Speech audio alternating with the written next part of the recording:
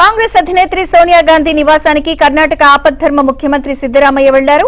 Karnataka cabinet కోర్పు రాష్ట్ర నాయకత్వ మార్పులపై సోనియా, రాహుల్ గాంధీతో సిద్దరామయ్య చర్చిస్తున్నట్లు తెలుస్తోంది.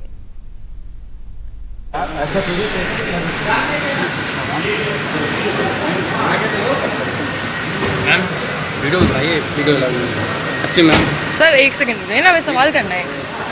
वीडियो मत बनाइए. Sir, what is your message to your supporters who are protesting against your decision? Sudha sir. लेकर एक बड़ा सवाल है. अभी भी पार्टी चाहती है आपको भेजना, क्या कहेंगे सर इसको लेकर? ऐसा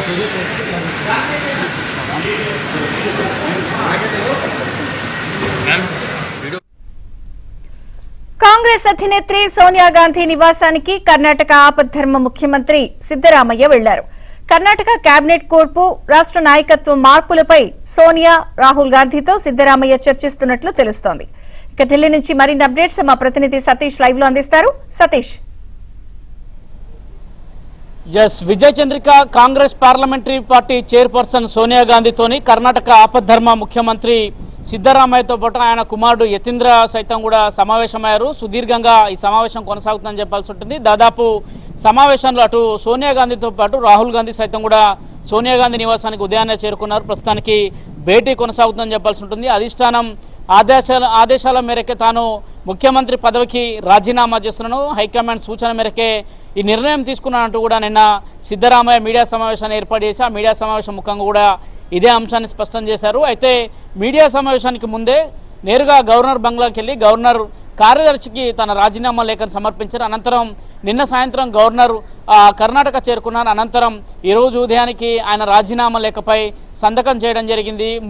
ఆయన పదవికి సంబంధించి ముఖ్యమంత్రి పదవికి రాజీనామాకు గవర్నర్ సైతం కూడా ఆమోదం తెలిపారు. ప్రస్తుతానికి డీకే శివకుమార్తో పాటు సిద్దరామయ్య కుమారుడు సైతం కూడా ఢిల్లీలో అగ్రనేతలు కలుస్తున్న పరిస్థితి నెలకొంది. అయితే ఇప్పటి వరకు అధిష్టానం మేరకే దాదాపు 3 ఏళ్ల పాటు కూడా ఆయనకు ముఖ్యమంత్రిగా అవకాశం కల్పించినందుకు కూడా మరోసారి కృతజ్ఞతలు తెలిపేందుకు కూడా వస్తున్నారు. కర్ణాటక రాష్ట్రంలోనే ఇంత లాంగెస్ట్ చీఫ్ మినిస్టర్ సిద్దరామయ్య అనేది కూడా పేరుగాంచింది. అందుకు అనుగుణంగానే ఆయన అధిష్టానానికి సూచన మేరకే తను రాజీనామా చేశానని చెప్తున్నారు. అయితే ఇక రాజ్యసభ ఎన్నికలు, ఎమ్మెల్సీ ఎన్నికలతో పాటు ప్రస్తుతం ఆయన రాజీనామాతో పూర్తిగా కేబినెట్ కూడా రద్దయిన నేపథ్యంలో కేబినెట్లోకి ఎవరెవరిని తీసుకోవాలి, మంత్రివర్గ పునర్వ్యవస్థీకరణలో ఏ సామాజిక వర్గాలు ఉంటే బాగుంటాయనేది కూడా సిద్దరామయ్యని అడిగి అధిష్టానం కూడా కొంత నిర్ణయాలు తీసుకుంటుంది. అందులో భాగంగానే సిద్దరామయ్య కుమారుడు యతీంద్రకు సైతం కూడా మంత్రి పదవి వస్తుందనేది కూడా పెద్ద ఎత్తున చర్చ జరుగుతుంది. మరోవైపు ఏఐసీసీ అధ్యక్షుడిగా ఉన్న మల్లికార్జున ఖర్గే కుమారుడైన ప్రియాంక ఖర్గే ఇప్పటి వరకు ఆయన ఆ రాష్ట్ర మంత్రిగా పనిచేస్తారు. ఆయనకు డిప్యూటీ సీఎం పదవి దక్కుతుందనేది కూడా పెద్ద ఎత్తున కూడా చర్చ జరుగుతుంది. మొత్తం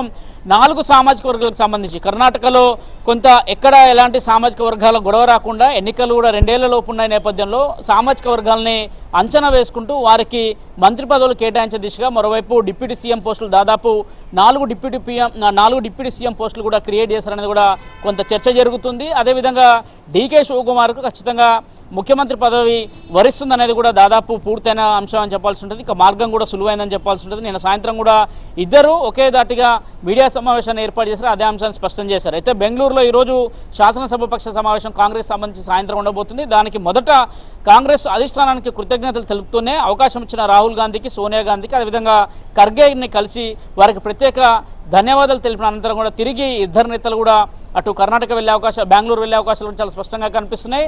అయితే ఏ సామాజిక వర్గాలకు పెద్దపీట వేస్తే బాగుంటుందనే అంశంపైన కూడా అటు సిద్దరామయ్యతో సుదీర్ఘంగా కాంగ్రెస్ అధిష్టానం సైతం కూడా ఇదే అంశాలపైన చర్చిస్తున్నారనేది కూడా చాలా స్పష్టంగా అర్థమవుతుంది. నిన్న రాత్రే సిద్దరామయ్య ఢిల్లీ చేరుకున్నారు. ఈరోజు ఉదయాన్నే నేరుగా అటు సోనియా గాంధీ నివాసానికి వెళ్లారు. సోనియా గాంధీతో ప్రస్తుతం వారి సమావేశం కొనసాగుతుంది.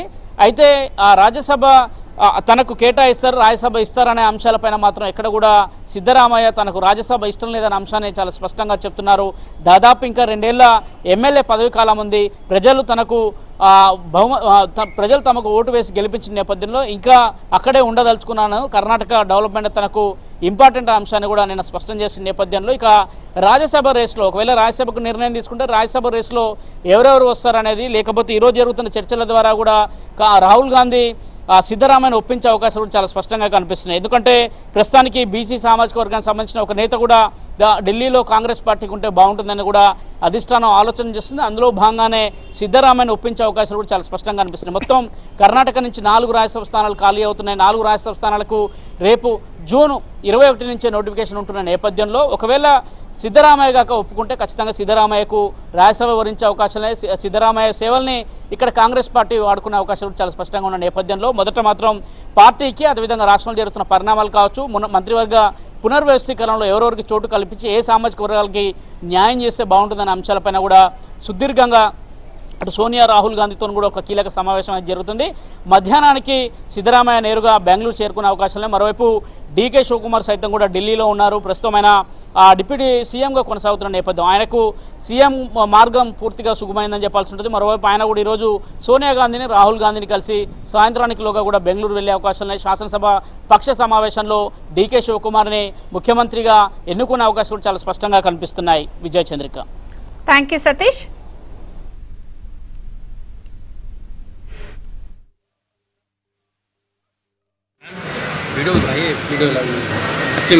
सर एक सेकंड ना, मैं सवाल करना है.